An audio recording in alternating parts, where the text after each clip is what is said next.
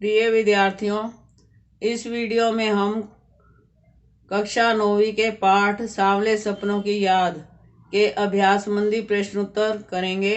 इससे पहले हम 2 वीडियोस बना चुके हैं जिसमें हमने लेखक का परिचय, पाठ का सार और पाठ को समझाया है। लिंक डिस्क्रिप्शन में है, आप उस पर जाकर उसे देख सकते हैं। तो आरंभ करते हैं। प्रश्न 1। किस घटना ने सालिम अली के जीवन की दिशा को बदल दिया और उन्हें पक्षी प्रेमी बना दिया? तो इस प्रश्न का उत्तर आपको पाठ के अंत में पृष्ठ संख्या 46 पर मिलेगा, दूसरा गद्यांश। और फिर भी मैं आपको बता रही हूँ इसका उत्तर।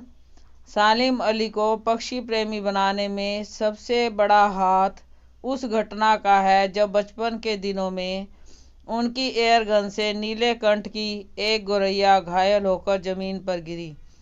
घायल गौरैया को देखकर उनका मन दुखी हो गया, अतः उसकी सेवा करते हुए वे उसके बारे में बहुत कुछ जान गए।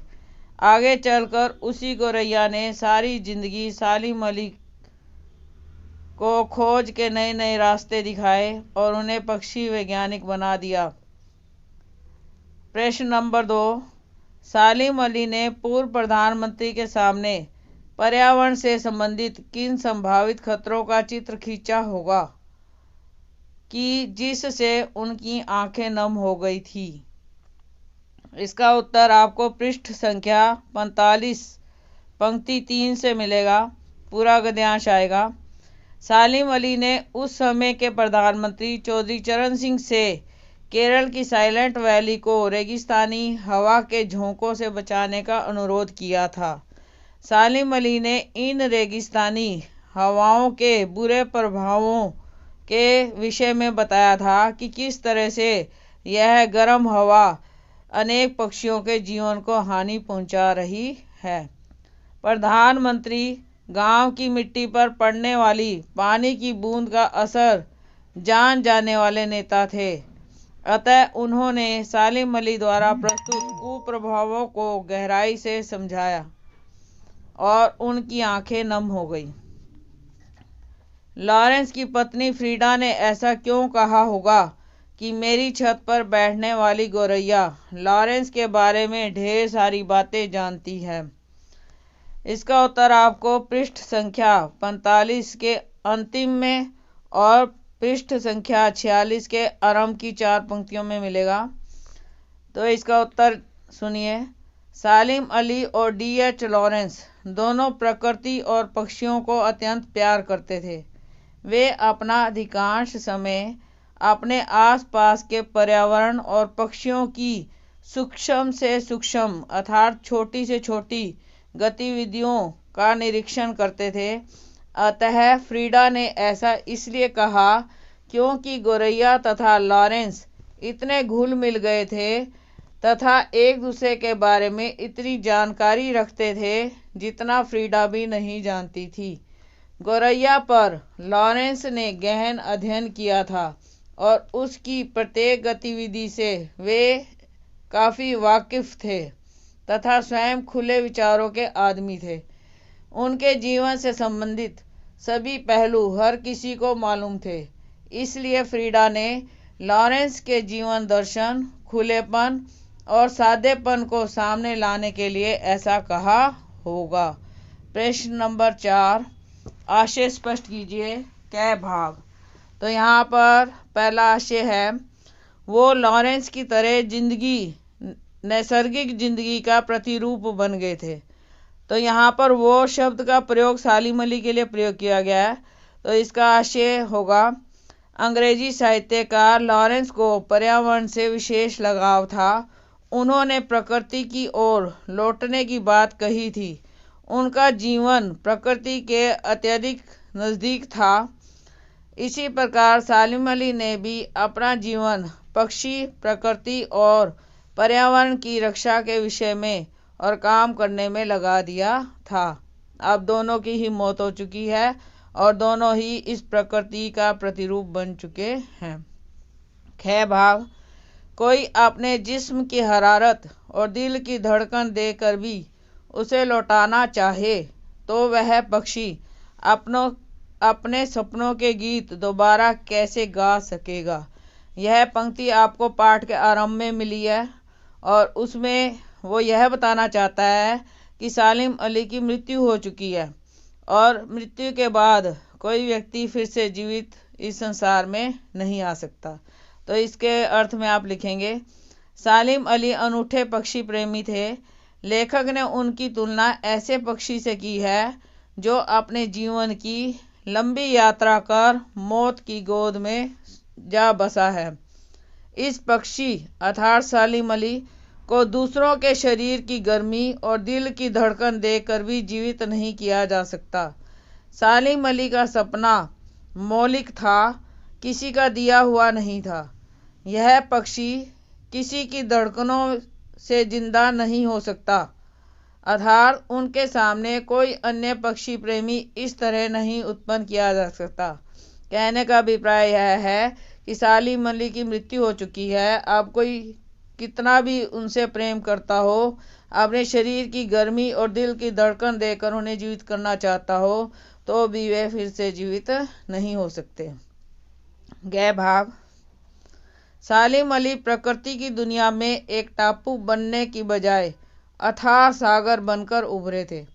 आपको बताया टापू एक सीमित स्थान होता है जो समुद्र में होता है, जिसके आसपास पानी होता है। तो यहाँ पर वो यह कहना चाहते हैं कि सालिम अली पक्षियों की खोज में किसी स्थान विशेष तक सीमित नहीं रहे। उन्होंने स्वयं को किसी सीमा में कैद नहीं किया। वे टापू की तरह नहीं, सागर की तरह खुले आचार विचार और सोच वाले थे। वे पक्षी प्रकृति और पर्यावरण के लिए कुछ भी करने को तैयार थे। प्रश्न नंबर 5। इस पाठ के आधार पर लेखक की भाषा शैली की 4 विशेषताएं बताइए।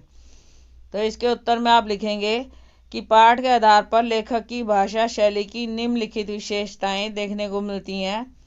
मिश्रित शब्दावली का प्रयोग। मिश्रित का मतलब मिले जुले शब्द। तो कौन कौन से शब्द मिले हुए हैं इसमें उर्दू, तद्भव, तत्सम और देशज शब्दों का प्रयोग किया गया है। जैसे उर्दू फारसी के शब्द हैं सफ़र, खामोश, माहौल, आखिरी। तद्भव शब्द हैं सोता, माटी, सोंधी। अंग्रेजी शब्द हैं air gun, bird watcher, Silent Valley. अब दूसरा पॉइंट आप दे सकते हैं मुहावरों का प्रयोग। लेखक ने कई जगह मुहावरों का प्रयोग किया है, जैसे शब्दों का जामा पहनाना, आंखें नम होना, कदम थमना, कायल होना। तीसरा पॉइंट जटिल और लंबे वाक्यों का प्रयोग। लेखक ने कहीं कहीं पर ऐसे वाक्य प्रयोग किए हैं जो जटिल लगे हैं, जैसे यह उनकी भूल है, ठीक उसी तरह जैसे जंगलों और पहाड़ों, झरनों, आबशारों को वो प्रकृति की नज़र से नहीं आदमी की नज़र से देखने को उत्सुक रहते हैं। चौथा पॉइंट भावानुकूल भाषा। भावानुकूल का अर्थ है भावों के अनुसार भाषा का प्रयोग किया गया है। इसके पॉइंट्स में आप दे सकते हैं। नंबर 1, जटिल प्राणियों के लिए सालिम अली एक पहेली बने रहेंगे। और दूसरा पॉइंट दे सकते हैं मेरी आंखें नम हैं, सालिम अली तुम लौटोगे ना। ये पंक्ति वाक्य पाठ के अंत में थी। प्रश्न नंबर 6, इस पाठ में लेखक ने सालिम अली के व्यक्तित्व का जो चित्र खींचा है उसे अपने शब्दों में लिखिए। तो यहाँ पर आप लिखेंगे सालिम अली जाने पहचाने पक्षी विज्ञानी थे। उन्हें पक्षियों के बारे में जानने के अलावा प्रकृति एवं पर्यावरण की भी चिंता रहती थी। वे अपने कंधों पर सैलानियों सा बोझ लटकाए, गले में दूरबीन टांगे पक्षियों की खोज में दूर दूर जाया करते थे। पक्षियों की खोज में दुर्गम स्थानों पर घंटों बैठना भी उनकी आदत थी। वे पर्यावरण के प्रति भी चिंतित थे। पर्यावरण की चिंता को लेकर वे एक बार तत्कालीन प्रधानमंत्री चौधरी चरण सिंह से भी मिल चुके थे और वे लंबे ऊंचे कद के थे। गले में हमेशा दूरबीन लटकी रहती थी। अगला प्रश्न, 7. सांवले सपनों की याद शीर्षक की सार्थकता पर टिप्पणी कीजिए। इसका अभिप्राय यह है कि ये जो शीर्षक है ये कितना सही है। तो इसके उत्तर में आप लिखेंगे, इस संस्मरण में लेखक ने प्रसिद्ध पक्षी विज्ञानी सालिम अली के व्यक्तित्व और मुख्यतः उनके पक्षी प्रेम का वर्णन किया है। सालिम अली का सपना था पक्षियों के बारे में अधिकाधिक जानकारी प्राप्त करना, जिससे वे आजीवन सच करने में लगे रहे। कहने का मतलब है जो सपना देखा था उसे सच करने की कोशिश करते रहे और उसे साकार भी किया। इस तरह यह शीर्षक पूर्णतया सार्थक है। अब चलते हैं रचना और अभिव्यक्ति। प्रश्न नंबर 8। प्रस्तुत पाठ सालिम अली की पर्यावरण के प्रति चिंता को भी व्यक्त करता है। पर्यावरण को बचाने के लिए आप कैसे योगदान दे सकते हैं? तो ये प्रश्न बहुत महत्वपूर्ण है। तो इसके उत्तर में आप लिख सकते हैं, हमें पेड़ों की अंधाधुंध कटाई को रोकना होगा और खाली जगहों पर नए पौधे लगाने का प्रयास करना होगा। अगला पॉइंट, प्लास्टिक से बनी वस्तुओं का कम से कम प्रयोग करना चाहिए। ऐसी वस्तुओं का प्रयोग करें जो आसानी से सड़कर जमीन में मिल जाएं। छोटे पेड़ पौधों की रक्षा का विशेष प्रबंध करें। फैक्ट्रियों से निकले दूषित पानी और कचरों का उचित ढंग से निपटारा किया जाना चाहिए। कूड़ा करकट इधर उधर नहीं फेंकना चाहिए।